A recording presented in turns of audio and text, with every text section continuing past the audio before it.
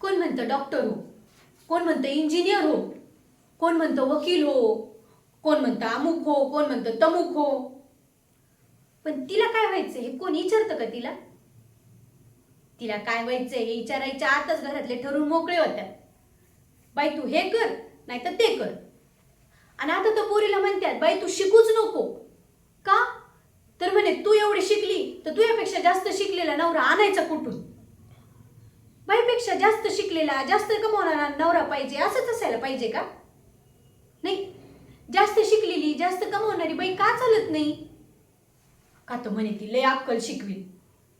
अरे त्यांना म्हणाव तिने जर लय अक्कल शिकविली तर फायदा कुणाचा आहे?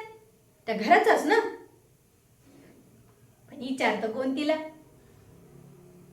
मला तरी कुठं कोणी विचारलं मला काय करायचंय ते? आप्पा गेले आणि आमरी शिकते म्हणून आईनं सांगितलं तूच चिकट बापाच्या जागेवर. पण मी नाही अडकून राहणार यात. सगळ्याचं सगळं झालं की मी बी मला पाहिजे तेच करणार आहे. पण प्रत्येक गोष्टीला येळ लागतो ना. असं झटकीपट नाही होत काम. नाही, येळ लागल पण मेळ बसल. चला ड्युटीवर जायचंय, येऊ का?